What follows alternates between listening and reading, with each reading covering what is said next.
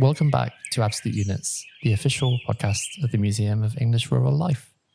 I'm Joe Vaughan, the museum's social media manager, and my co-host is Dr. Ollie Douglas, the museum's curator of collections.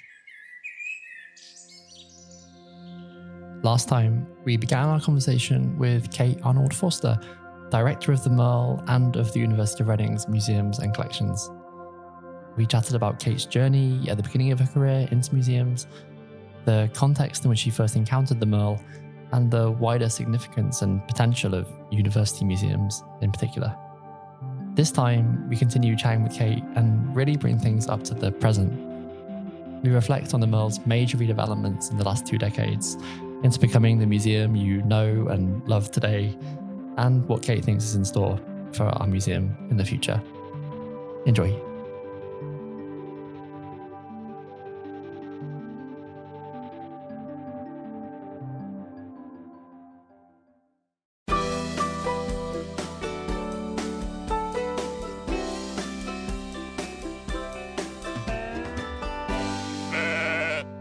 Welcome back, Kate. Thanks for coming back on the podcast. Well, lovely to see you again. So we sort of rounded off last time, Kate, with that period of renaissance in the regions and the beginning of a move towards getting funding out into the regions rather than just into central London and museums and heritage there.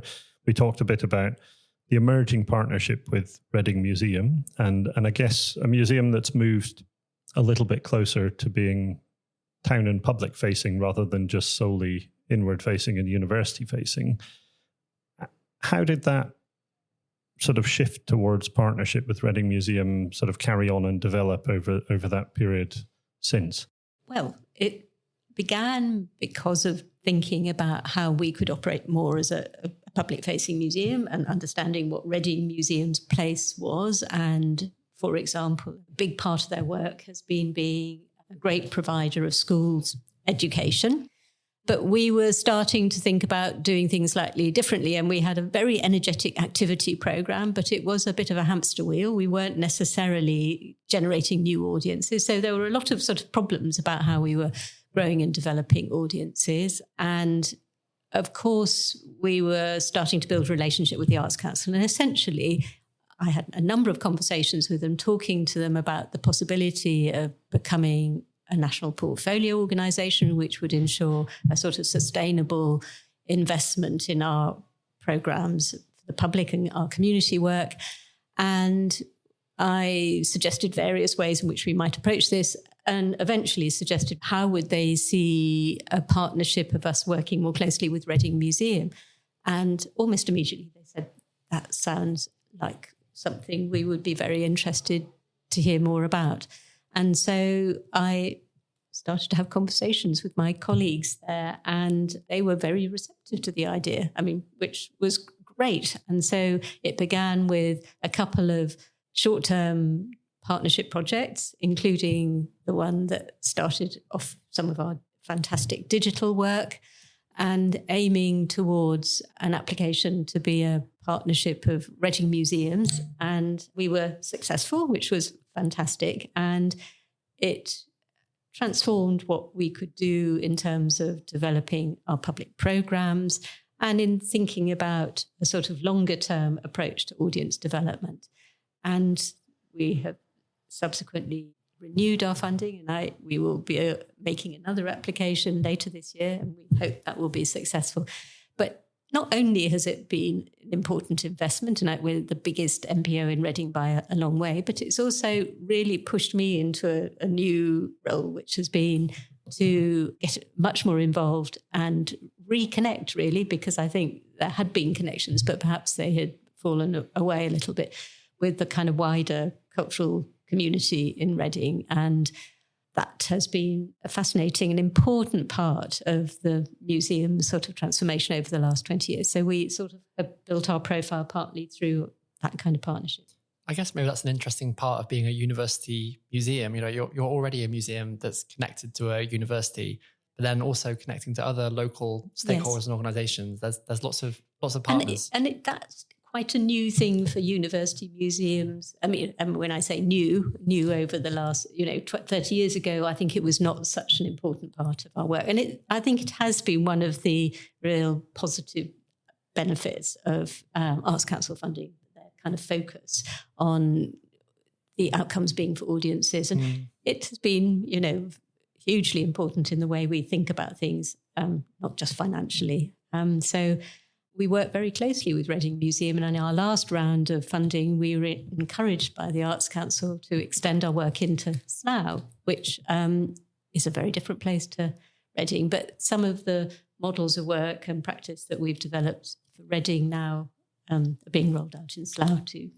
I'm going to be all curatorially nerdy here and remind you both that the second object to be accessioned into the Museum of English Rural Life's collections, 51/2, the model threshing machine that originally belonged to Reading Museum. It was gifted by the museum to the Faculty of Agriculture, who then passed it on to the Museum of English Rural Life when the museum was founded. So we've had those sort of institutional connections between town friendship. and gown going back a long time. But this sort of echoes some of the shifts both within the University of Reading and also across the museum sector. So across the museum sector, there's a conversation about the role of civic museums.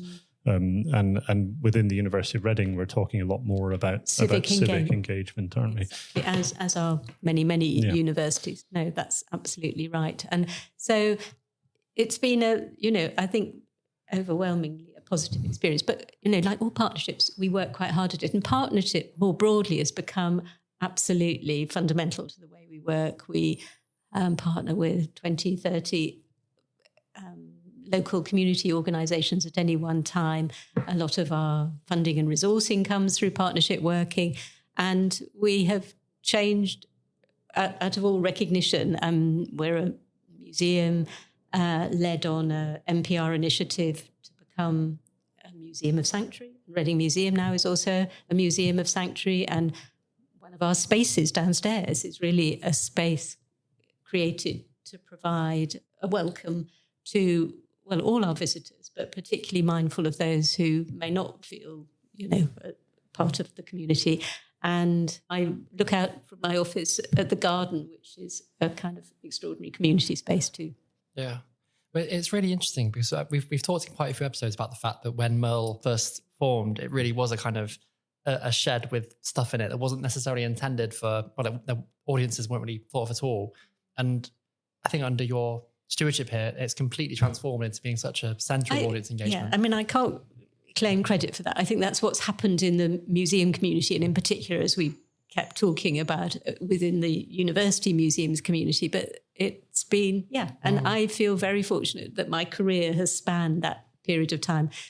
I think even Ollie will agree that when I first came and when we started off, museum work was about collections, and it was about knowing more about them and about defending them and looking after them and understanding their significance. And making a connection with audiences and visitors was a sort of another area of museum work. It's that shift, I guess, away from traditional museum learning and a focus on a school's provision, which Reading Museum's history speaks so powerfully to, with an extraordinary, very early loans box scheme, that previous iterations of the MERL's efforts speak to in terms that was where schools could borrow boxes of objects. They still can.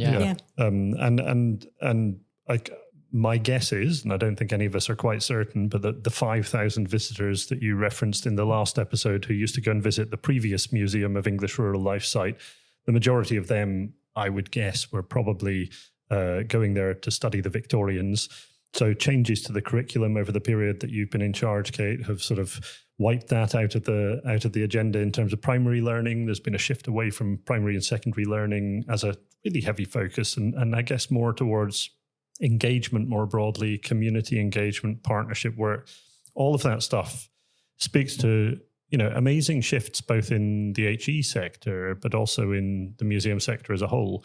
And I hope you won't mind me saying this, but you're probably far too modest to say it yourself, but you are a kind of sector leader in terms of lots of these areas. So are there bits of that shifting landscape that we've failed to sort of reference in this conversation so far? Are there any sort of big shifts in university thinking or in museum sector thinking that we ought to talk about before we talk about the most recent redevelopment? Well, I think universities have gone on a huge journey in understanding the value of museums, and university museums punch not above their weight, but their weight now in a way that they absolutely didn't when I first started looking at university museums, and I was sort of blown away by what they had, but which nobody knew very much about. I think that's it. When you think about going to, I mean, I guess in Reading, it's kind of the two biggest museums are Reading Museum and the MERL, but more broadly, you think about places like, I guess, Oxford or even London. There are university museums throughout those cities that are as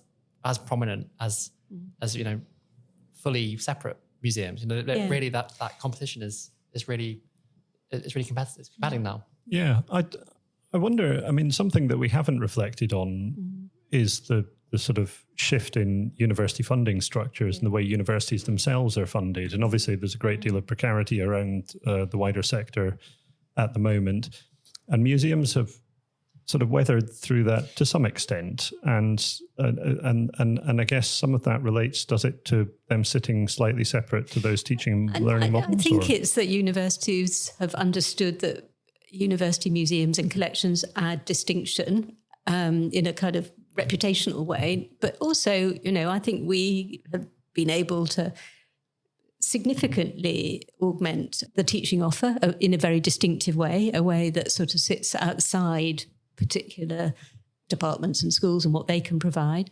We run, as you know, degree courses from within our service here, or we contribute to joint degree courses, perhaps is a better way of saying it, but we also have been distinctive and sector leading in developing museum learning, particularly at an undergraduate level.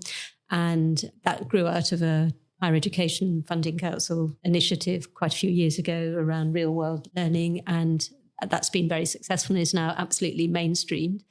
I think this idea that collections are an important research resource, I mean, it's not that people didn't believe that, but I think it's actually finding more traction now, and research councils are investing in supporting the sort of infrastructure of research collections in a way that was, unheard of. And digital has actually been very transformational in university museums and collections.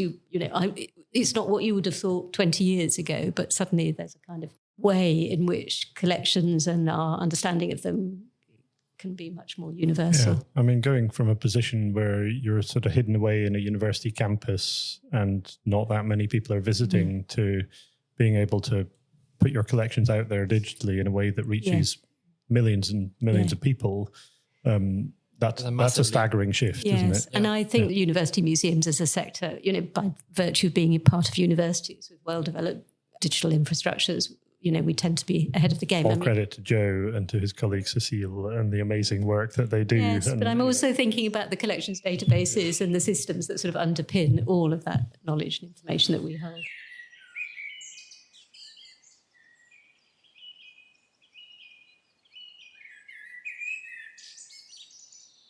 So I think this feels like a good moment to start thinking about redeveloping the museum again, Kate. So you've been through that relocation, an initial redevelopment.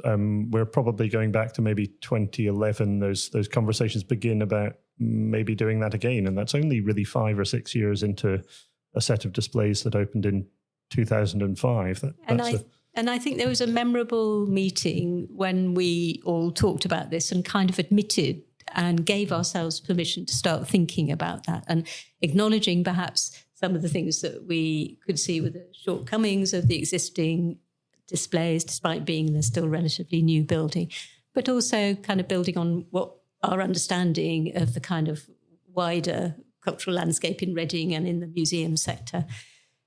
And so, I feel glad we had the opportunity to do this. And I think we were fortunate in timing in that when we started to think about this, we felt there was still an opportunity to go back to the Lottery Fund, who'd already given us many millions of pounds to move the museum, to say we need to have another go at the presentation of the museum and the collections. And what were the kind of goals of the redevelopment at that time? And what were the issues that were identified with the previous display? I think the previous displays had focused on the strengths of the collections, particularly around agricultural technologies and the histories of those. When we talked to our visitors and asked them what was missing, they talked about the lives of people and our experiences of rural life. Animals was something that was sort of strangely absent, despite the fact that, animal are very much part of the countryside, and particularly of farming. I mean, those are very basic things. So it was tools and technology, but without the people that used them. The old displays, I say old displays, it's not that long ago. I was on staff by that point. It's less than 17 years ago. We can put it that way. The displays were structured, as I think we said in the last episode, around materials. There was undoubtedly a heavy focus on the heavier, bigger, chunkier stuff, because that was the stuff that fitted downstairs. The lottery, when they came on board, originally the plan had been, and you can see this in the original plans for the building, the plan had been to line up all the wagons down one side of the building like a cart shed, wheel them into place, and then they'd be stored there a little bit like, open access storage. The lottery didn't think that was a sufficiently interpreted scheme, a sort of sufficiently museological scheme that was a store. So in order to break that up, the wagons were dotted around the galleries, which meant in any of those material-based sections, they had to come up with an excuse for having at least one, probably 2 or 3 wagons kicking around in there.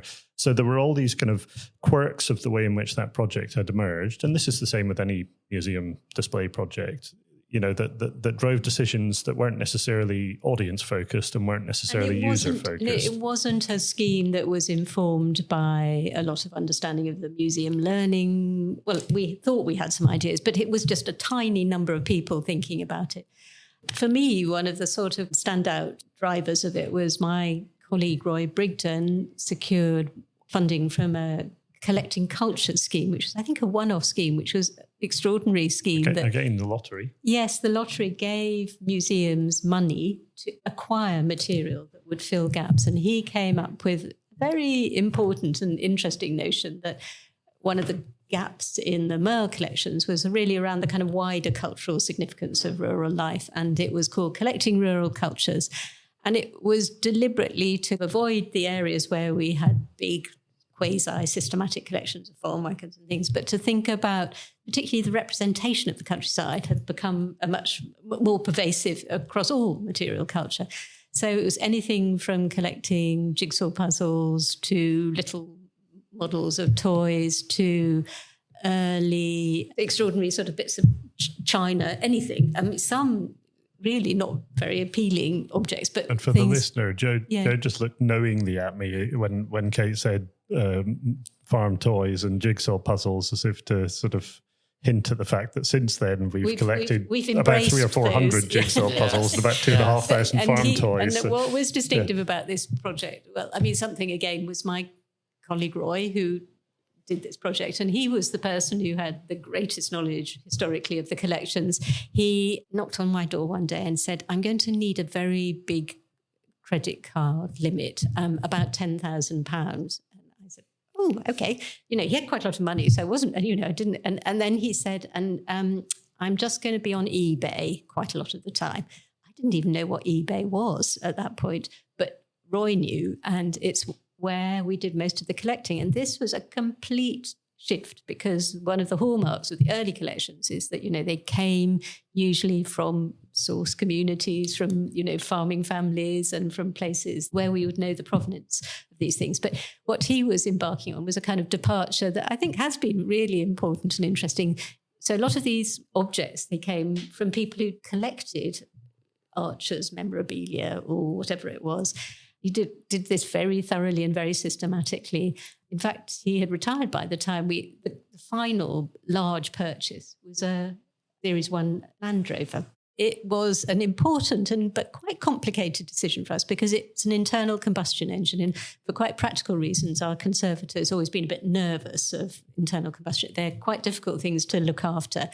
And also finding one turned out to be quite difficult. And in fact, I think Ollie wrote a piece in Farmers Weekly. Was that right? Yeah, there was a piece looking for a landy, I think it was. Yes. I can't quite remember the title. And eventually one emerged, and it turned out to be the perfect one. Yeah. We went through a couple of iterations, because that was around about the same time that Churchill's bespoke Land Rover went up for sale, which I think was eventually bought by Tata Motors, who owned Land Rover, Jaguar Land Rover, and Paul Roger, and was way out of our price range, I should say. But it had been specially modified, so it had an extra wide passenger seat for Churchill to sit in and be driven around his estate.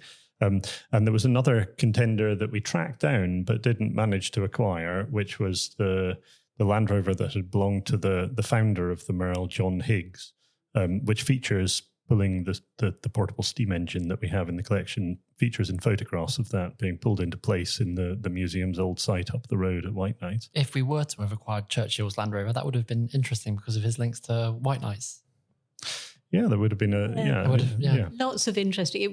Did feel, but it felt strangely, even at the time, very un-MERL-like. Yes, of course. Yeah. So, but I think the beauty of the one that we did acquire in the end is that it only really ever had one careful owner. And a farmer. Yeah, and a farmer, a small holding farmer, who actually had retained the original tyres and the original canvas covers from the point at which he bought it.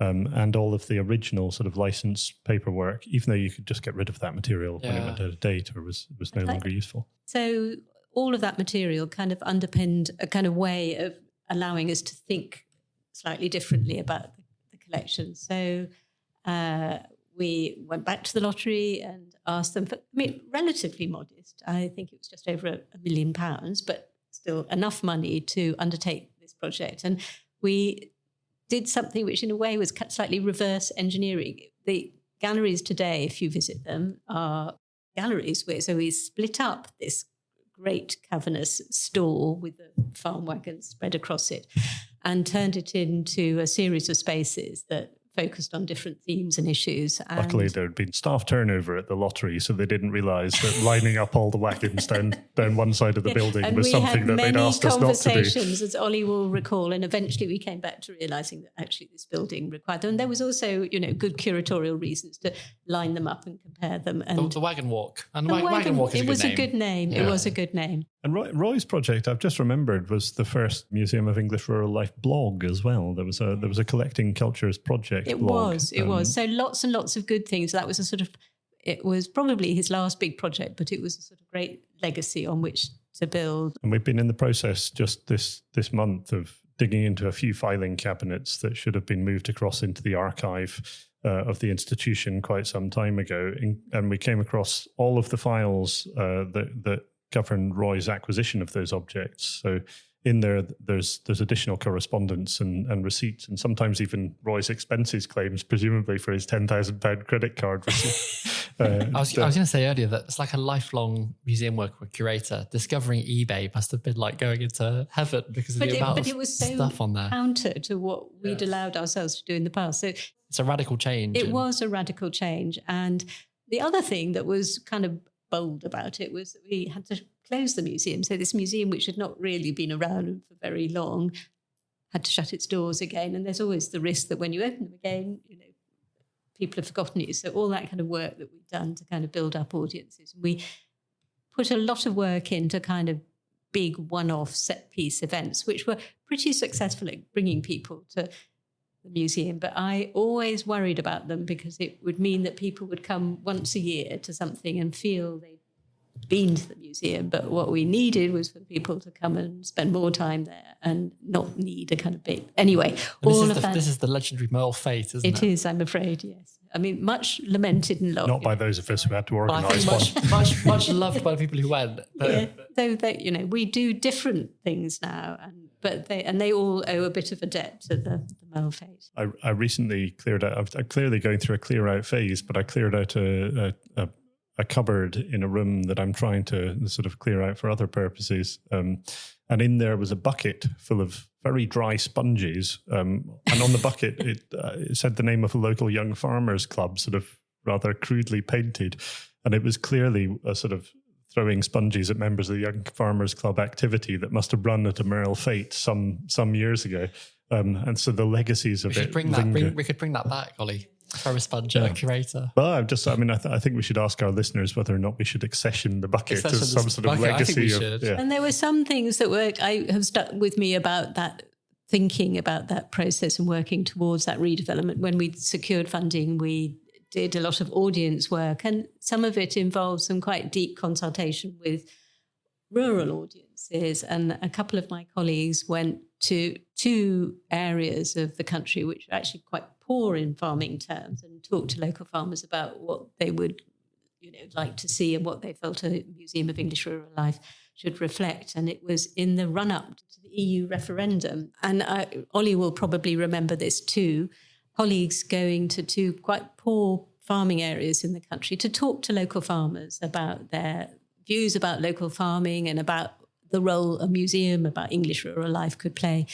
And I remember, as part of the research for the new galleries, and I remember them coming back and telling us that the most striking and surprising to them, and indeed to me, thing they discovered was that the strength of feeling about that these people were going to vote to leave the EU. And it was the first real kind of, wake-up moment for me about where things might end up with Brexit. And I often think about that because I think Brexit has really had a huge impact on farming. I don't know what you think, Ollie, but it was... Well, actually, another thing that I guess you can't do everything in redevelopment projects and redisplay projects, but one of the things we did try to do was sort of peer review our display content as far as possible. So we had a panel of academics and experts and sort of ran museum text past them. And one of the comments that came back in particular from the historians involved was that we'd edited out the chronology. So a sort of quick fix to that came in, which was not to suddenly turn the museum into a great sort of single linear timeline, but instead to stick a very loose touch timeline above the cafe and the welcome area. And in that timeline, we added in the moment when the UK joined the European Economic Area, and became part of the Common Agricultural Policy. But because of the timing of that redisplay, it ends at the moment in 2016 when we voted to leave the EU. So that's the sort of jumping off point, I guess, for where we need to look to now and what we might need to talk about in terms of a redisplay. I guess it's interesting, isn't it? Thinking about if we were to redisplay, what would be on there now? I mean, I presume the poly crisis and environmental change. I was just going to say, actually, one of the things that Kate spoke about eloquently during some of those planning sessions was environmental shift and change, and it never really made its way and was never really embedded in that redisplay, partly because we couldn't find the materials to do it. So, but I think one of the things that the challenge of having collections that quite fixed in that way, but one that I hope we're starting to meet is that we're using other means. Our gallery tours, Ollie, that you lead, these podcasts. We're finding ways to have those conversations. So Ollie's gallery trails are not just about pointing out lovely objects in the collection, but it's taking experts around them, experts in areas like climate change, and asking them to talk and reflect around that. So it's not a substitute for redoing the galleries, but I think it's just sort of broadened our understanding of what... An extra layer on top, isn't it? Yes, that's actually how the podcast... It's worth saying that the podcast emerged out of Museums Partnership Reading has a strand within its strategy, which is called Our Green Stories, which is about environmental engagement. And the podcast originally emerged as an idea for engaging with kind of sustainability-related themes and other kinds of topics through digital content. So yeah, it's really interesting to be doing that. And also in those galleries too. So we had a trail, an Our Green Stories trail through the galleries with fixed panels, sort of reinterpreting and adding in the content that I guess Kate was encouraging us 10 plus years ago to put in there, and filling that gap, but also the tours that you're talking about. So many of them ended up focusing on environment. So we talked a lot about the recent radical rural intervention in those spaces too. And a lot of that is picking up on exactly those same challenges and trying to be creative and adaptive in the way in which we address them. That's not just about collections and not just about people like me writing labels, but is actually about creative response. And I think it also speaks to a sort of another engaged audience that we hadn't connected with. Perhaps it was there 20, 30 years ago, but people who are interested in the countryside and, want to fight for it and are part of these debates. And they're very much now part of our kind of stakeholder community in a way that they really weren't back then.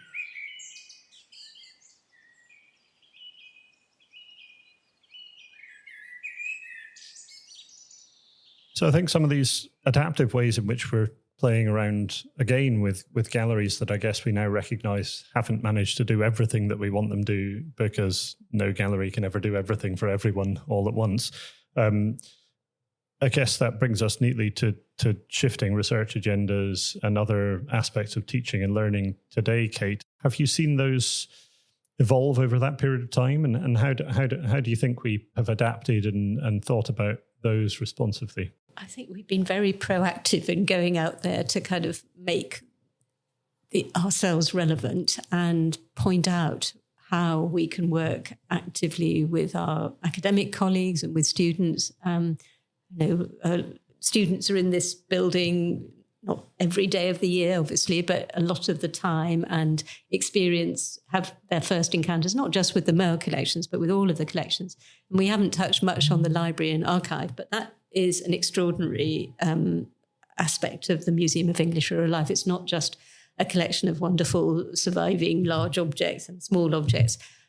We have unparalleled records that record, just almost every aspect. I mean, Ollie, you're familiar with them in ways that many of us perhaps aren't, but both as a visual record, as a huge film archives. One of the projects we've got going at the moment is looking at an extraordinary archive created in the 70s by a farmer who collected film about the countryside. We're hoping to do a podcast about that, Good. BFI project as well at some point, so that would be amazing. I won't talk anymore.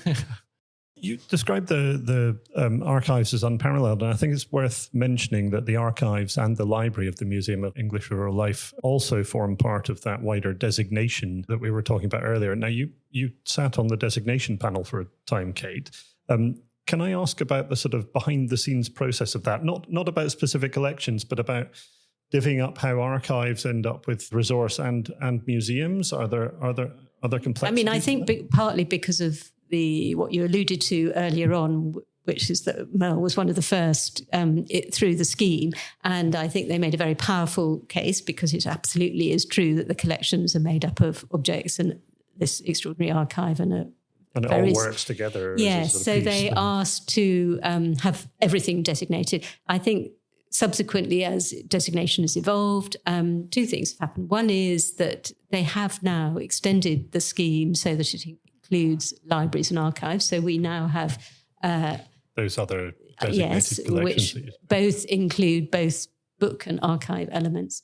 But also at the same time, the scheme has been much more, it doesn't encourage people, all institutions, to put everything forward at once, because it may be a lot of museums will have a single collection within a larger accumulation of material that is designated. And can I follow on from there and ask you a question about your own sort of career development and pathway, and just ask you to reflect on a role that's emerged from museum and I guess relatively curatorial specialisms within museums, working around very particular types of material, to one that's very expansive and across the galleries, libraries, archives and museum sector with all these different professional discourses. Do you find that difficult, or is that? I mean, it's always been actually the kind of environment in which I've worked. I've always worked in collections that have had books and archives as well as objects. So it's not sort of from a practice point of view, it seems very, and it's always seemed to me to be,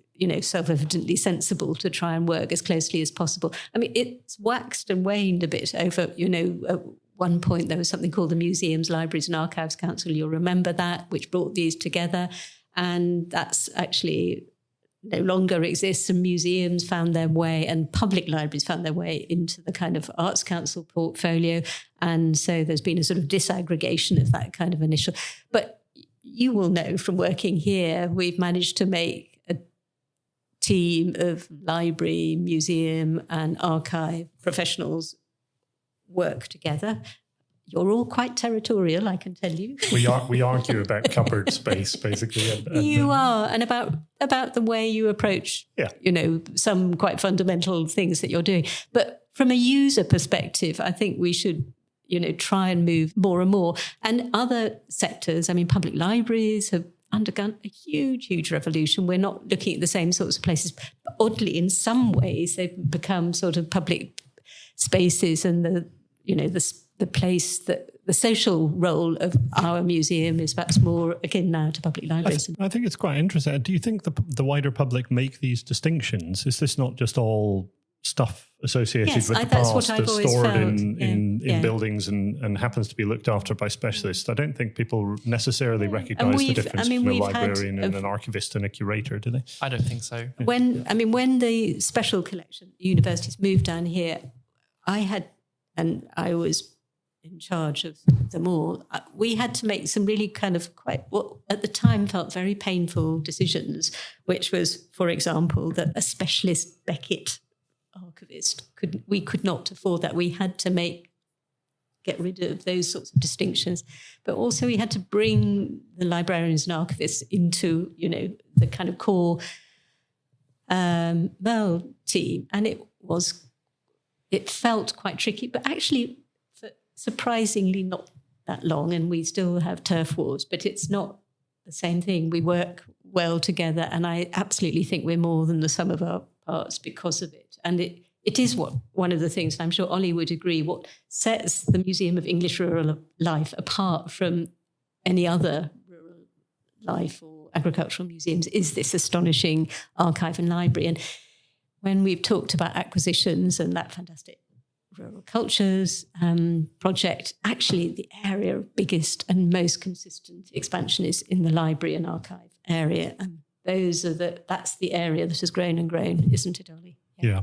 And I think just by way of excuse for probably any of my part in those turf wars, when you're a curator who's responsible for a collection that includes turf lifters and other turf-related equipment, I think turf wars are probably permissible to some extent. I don't. Good name for a blog, actually. Yes, I mean, I talk about them in a light-hearted way because I feel we're very good at kind of resolving things. We get onto it quite quickly, but it means that we have a huge number of people with very different roles here and very little sort of duplication in terms of roles here. So I think it's something to do with museums, but I think that museums are full of extremely sharp, bright and passionate people who all want their bit of the collection to be visible, and it's really about reconciling. Yeah, and it's not just about collections now. People feel as passionately about their learning and engagement portfolio or their marketing role or whatever it is. There isn't a hierarchy in all of this. I mean, museums wouldn't be museums without collections, but that does not mean that all of the stuff they do with them isn't. I feel like the collection is almost the thing that everything else is organised around, but actually all the other work, it's all delivering things for different audiences. And you're very struck now, having moved into the kind of domain of the Arts Council, which all sorts of other extraordinary art forms, but they don't have this sort of kind of key resource at the heart of them. They may be about practice and about creativity and all of those things, but that sort of fundamental stuff around heritage isn't necessarily. But that breadth of creative practice, I think, is something that has also become very fundamental to what we do, probably from the earliest period during which you've sort of presided over the museum. If you just think about the poets in residence that we've had and writer in residence that we have just now, and the contemporary artists we've worked with, promenade theatre in the galleries, folk music concerts. And I think we have opened ourselves up to, I think I would say that in my earliest days, the idea that you would allow that kind of thing to happen was resisted quite heavily, but that wasn't unique to here. That was not the norm. And now, of course, but it's changing so much, isn't it? I think, and as I guess that goes back to the idea we were discussing last episode about the way that MERL was originally displayed, or in that first redisplay, may have felt very logical at the time, but then when you look back at it in the future, you can see the flaws in it, and in the same way, things that we're doing now may have seemed completely anathema to sensible museum practice 20 years ago, but now they're the norm in the sector. So with the power of hindsight, Kate, of 20 plus years at the steering wheel of the Museum of English Rural Life, its tractors and all other materials in these sheds, where do you think things are heading now, and what do you think are the key things that the institution needs to address over the next period of time? Well, I'm quite optimistic, despite everything. I do think it has the capacity to kind of not reinvent, but it needs to move forward and have a serious think about not just the nuts and bolts of the galleries, but, its role. And some of that, I think, has emerged already, but we perhaps need to work a bit more on, where we really fit and can add value. I think we never can stop working on revealing the collections. I mean, both of you know how much there is here, and, we've only scratched the surface of engaging people with using it. So for me, I sort of do, I think, subscribe to that school of, well, it's got to do something. You can't just have it here. And I think we're operating in a very different environment to 20 years ago, or at least we now are aware of the fact. And I think, we should be very careful not to think as, and I don't think I dare call myself a curator anymore, but we're not the only people managing these collections. We do, it's not just co-curation. We've just got to think about working in a kind of fundamentally different way. And we've achieved quite a lot in that direction already. There's still a kind of boring old museum manager, curator person who worries a lot about the long-term sustainability of these collections and not just the planet. And so I think we mustn't lose sight of that. I think we're ready for another step change, and I shouldn't be the person deciding what that is, but I'm absolutely sure we have the talent, the skills, and, absolutely extraordinary collections. And it may be collecting more, but it may be thinking about our mission to collect and record in a slightly different way.